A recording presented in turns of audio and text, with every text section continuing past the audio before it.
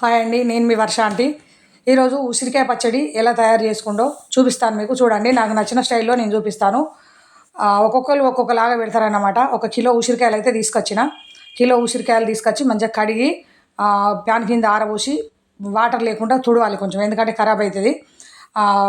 తర్వాత తుడిచిన తర్వాత మంచిగా ఎంపుకోవాలి. ఎట్లా ఎంపుకోవాలంటే ఒక రెడ్ కలర్ వచ్చే వరకు ఎంపుకోవాలి వాటిని. రెడ్ కలర్ వచ్చే వరకు వేపుకున్న తర్వాత స్లోగా మంచిగా నెమ్మదిగా స్టవ్ సిమ్లో పెట్టి రెడ్ కలర్ వచ్చే వరకు వేయించుకునే లోపు మనం అందులో కావాల్సిన ఐటమ్స్ ఏమేమి ఉన్నాయో అవన్నీ మనం రెడీ చేసుకున్నాం రండి. ఇవన్నీ రెడీ చేసుకునే లోపు సోనీ వచ్చింది. సోనీ ఏ పని చేసినా కానీ మమ్మీ నేను చేస్తా అని చెప్పేసి మధ్యలోకి వస్తుంది. వచ్చింది చేస్తుంది. చేసుడు తక్కువ, ఆయి బాయిలు చెప్పుడు ఎక్కువ. ఆయి బాయ్ చెప్తే చూడండి, ఇప్పుడు ఆయి బాయ్ అని సోనీ వచ్చింది. దాంట్లో కావాల్సిన పదార్థాలు చెప్తాను. ఉసిరికాయ పచ్చడి అనగానే గుర్తుకొచ్చింది.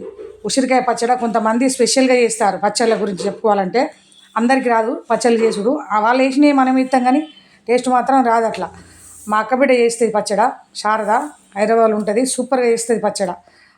అక్కడ హైదరాబాద్ ఉండి పండు మిరపకాయల పచ్చడి, అది ఏంటిది చుక్కకూర నువ్వుల పచ్చడి, చెన్నంగి పచ్చడి, ఇవన్నీ పచ్చళ్ళు స్పెషల్గా చేస్తుంది. ఎప్పుడన్నా మేము వాళ్ళ ఇంటికి వెళ్తే చికెన్ మటన్ తెస్తారంటే వద్దని పచ్చళ్ళకే ఎక్కువ ఇంపార్టెంట్ ఇచ్చి వచ్చే వరకు పచ్చళ్ళే తింటాం మేము. వాళ్ళు నాన్ వెజ్ ఎక్కువ తినరు, పచ్చళ్ళు మంచిగా చేస్తుంది, పచ్చళ్ళే తింటాను నేను.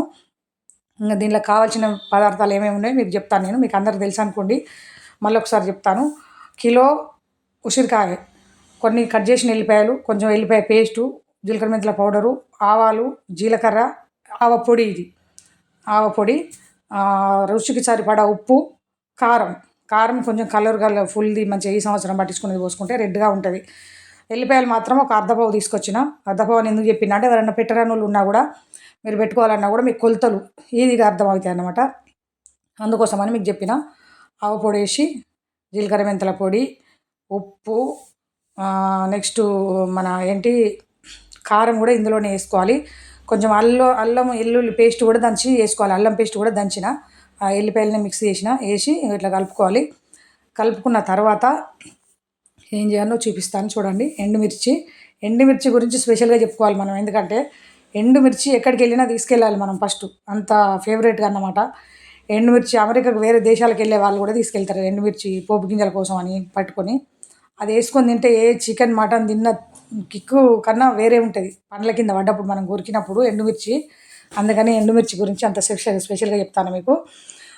మీరు ఇంకా ఒక్కొక్కరు ఒక్కొక్కలాగా చేస్తారు. మీరు చేసే విధానం ఏదైనా ఉంటే నాకు కూడా కామెంట్లలో చెప్పండి.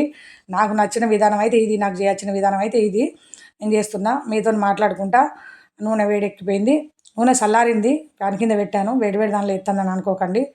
నూనె చల్లారిన తర్వాత ఇందులో వేసి మంచిగా కలుపుకోవాలి. సూపర్గా చట్నీ తయారైపోయింది.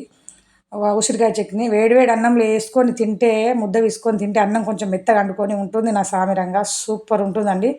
అంతే, తయారైపోయింది. మీరు రానోళ్ళు కూడా మీరు ఇది చూసుకుంటా చేసుకోవచ్చు రెడీగా.